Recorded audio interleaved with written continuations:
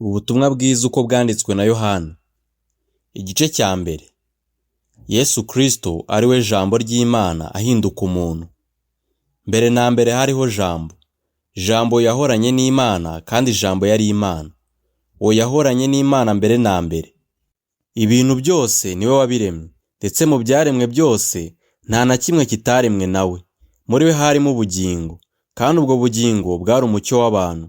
Uwo mucyo uvira mu mwijima, ariko umwijima ntiwawumenya. Hariho umuntu watumwe n'Imana witwaga Yohana. Uwo yazanywe no guhamya iby'umucyo, ngo atume bose bizera.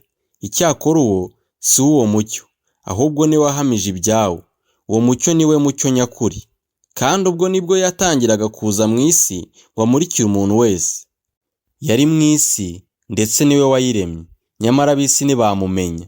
Yaje mu bye, ariko abe ntibamwemera.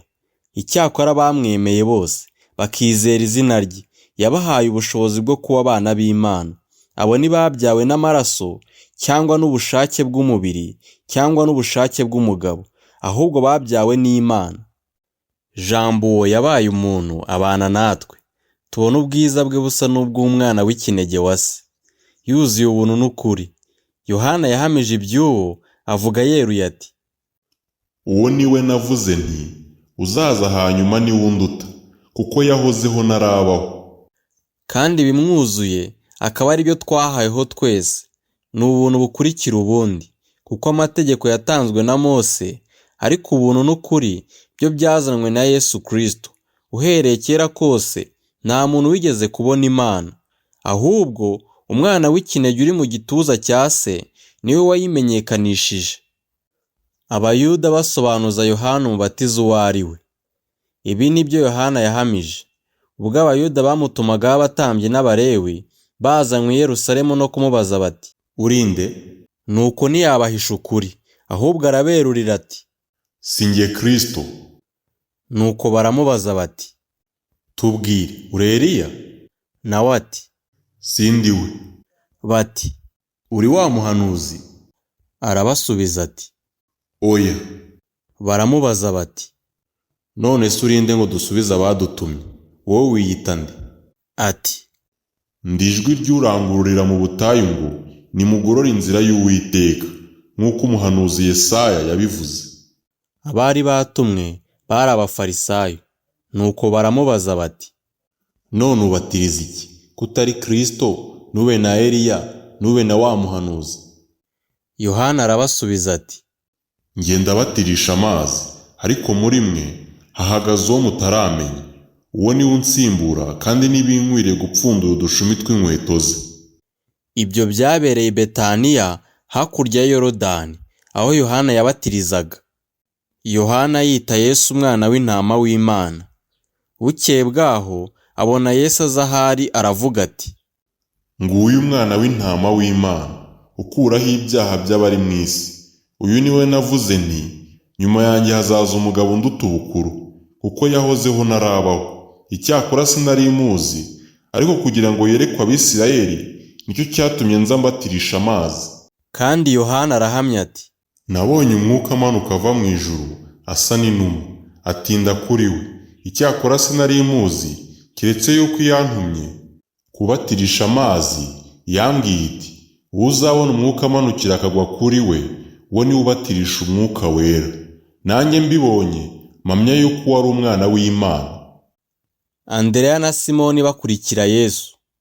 Bukeye bwaho Yohana yongera guhagarara n'abigishwa be babiri. Yitegereza Yesu agenda, aravuga ati, nguyu umwana w'intama w'Imana. Abo bigishwa bombi bumvise avuze atyo, bakurikira Yesu. Yesu arahindukira abona bamukurikiye, arababaza ati, murashaka iki? Baramusubiza bati, Rabi, risobanurwa ngo mwigisha, ucumbitse he? Arababwira ati, nimuze murahabona. Barajyana babona aho acumbitse. Hari nk'isaha 10. Bahera ko bamarana nawo umwanya burira. Andereya mwene se wa Simoni Petero yari umwe muri abo babiri bumvise Yohana bagakurikira Yesu. Abanza kubona mwene se Simoni, aramubwira ati, twabonye Mesiya. risobanurwa ngo Kristo. amuzanira Yesu, nawe aramwitegereza aramubwira ati, uri Simoni mwene Yona, uzitwa Kefa, risobanurwa ngo ibuye. Filipo na Natanayeli bakurikira Yesu. Bukeye bwaho, Yesu ashaka kujya i Galilaya, abona Filipo aramubwira ati, nkurikira. Filipo yari uw'i Betisayida, umudugudu w'iwabo wa Andereya na Petero.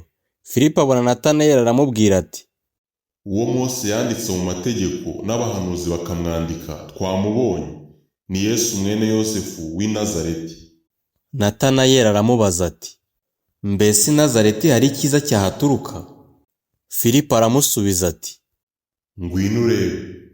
Yesu abona Natanayeli aza aho ari, amuvugaho ati, dore Umwisirayeli nyakuri udafite uburiganya. Natanayeli aramubaza ati, wamenyeye he? Yesu aramusubiza ati, Filipo ataraguhamagara ubwo wari munsi y'umutini nakubonye. Natanayeli aramusubiza ati, Rabi, uri umwana w'Imana koko, ni wowe mwami w'Abisirayeli. Yesu aramusubiza ati, mbese wijejwe nuko nakubwiye yuko nakubonye uri munsi y'umutini? Uzabona ibiruta ibyo.